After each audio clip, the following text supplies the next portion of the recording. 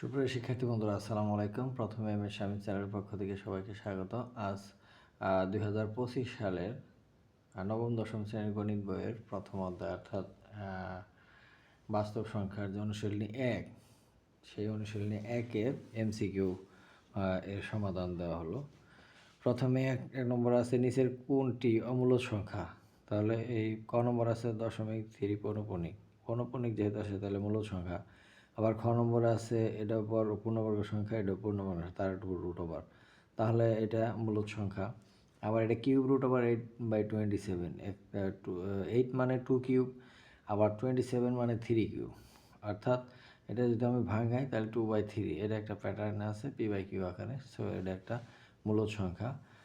এইটা হচ্ছে তোমাদের যে 5/√3, এই 3 একটা মৌলিক সংখ্যা, তার বর্গমূল। মৌলিক সংখ্যা এবং তার উপর বর্গমূল হলে সেটা অমূলদ সংখ্যা। আমরা অমূলদ সংখ্যার সংজ্ঞা থেকে জানি, তাহলে এটা সঠিক। তারপরের প্রশ্নটা আছে ABCD 4টি ক্রমিক স্বাভাবিক সংখ্যা হলে নিচের কোনটি পূর্ণবর্গ সংখ্যা হবে। তাহলে আমরা একটা থিওরি করছি যে 4টি ক্রমিক স্বাভাবিক সংখ্যার গুণফলের সাথে 1 যোগ করলে তারা পূর্ণবর্গ হবে। তাহলে সেক্ষেত্রে আমাদের এটা সঠিক যে 4টা ক্রমিক সংখ্যার গুণফল তার সাথে 1 যোগ, তাহলে এটা একটা পূর্ণবর্গ সংখ্যা। গ নম্বরের সঠিক। এবার আমরা দেখব 3 নম্বর, 1 থেকে 10 পর্যন্ত মৌলিক সংখ্যা কয়টি। 1 থেকে 10 পর্যন্ত মৌলিক সংখ্যা 4টি, কারণ আমরা মৌলিক সংখ্যার একটা সূত্র থেকে জানি যে 4 4 2 2 3 2 2 3 2 1। এখন এখানে 1 থেকে 10 পর্যন্ত 4টা মৌলিক সংখ্যা আছে। 1 থেকে 11 থেকে 20 পর্যন্ত 4টা, 21 থেকে 30 পর্যন্ত 2টা, 31 থেকে 40 পর্যন্ত 2টা, এভাবে করতে করতে টোটাল 25টা মৌলিক সংখ্যা আছে 1 থেকে 100 পর্যন্ত। এখান থেকে আমরা জানতে পারি 1 থেকে 10 পর্যন্ত 4টা মৌলিক সংখ্যা। এরপর বলছে কোনটি সকল পূর্ণ সংখ্যার সেট। সকল পূর্ণ সংখ্যার সেট হচ্ছে আমাদের এখানে -4 -3 নাই, এখানে হলো -2 -1 0 1 2, এখানে ইনফিনিটি পর্যন্ত কমতেছে আর ইনফিনিটি পর্যন্ত বাড়তেছে, তাহলে এটাই পূর্ণ সংখ্যার সেট। বাস্তব সংখ্যার ক্ষেত্রে বিজোড় সংখ্যার বর্গ একটি বিজোড় সংখ্যা। বিজোড় সংখ্যার বর্গ একটা বিজোড় সংখ্যা। হ্যাঁ, এটা কীভাবে, যে বিজোড় সংখ্যা যদি আমরা একটা সংখ্যা ধরি যে 5, 5-এর স্কোয়ার 25, তাহলে বিজোড় সংখ্যার বর্গ একটা বিজোড় সংখ্যা। আবার 3 স্কোয়ার সমান 9, 3-এর বর্গ 9, এটাও বিজোড় এটাও বিজোড়। এভাবে বলতে পারি আমরা যে বিজোড় সংখ্যার বর্গ একটি বিজোড় সংখ্যা। এরপরে দুইটি জোড় সংখ্যার গুণফলের গুণিতক জোড় সংখ্যা।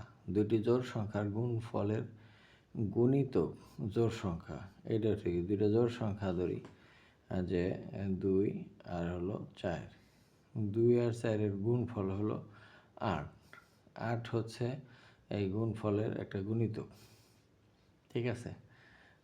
এরপরে পূর্ণবর্গ নয় এমন সংখ্যার বর্গমূল মূলদ সংখ্যা। পূর্ণবর্গ নয় এমন সংখ্যার বর্গমূল হচ্ছে অমূলদ সংখ্যা। এটা আমরা মূলদ অমূলদ সংখ্যার সংজ্ঞা থেকে আমরা জানি। যেমন আমরা যদি √3, √5, √7, এই যে সংখ্যাগুলো আছে, এটা পূর্ণ সংখ্যা এবং মৌলিক সংখ্যা।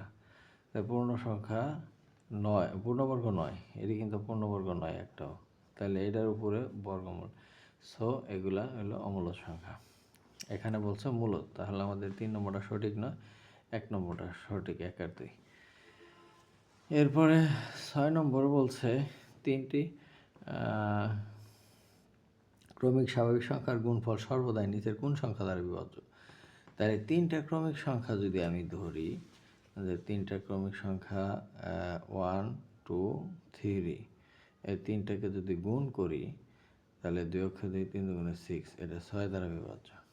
আবার 2 3 4, এই 3টা গুণ করি 3 2 6, 4 6 24, এটা 6 দ্বারা বিভাজ্য।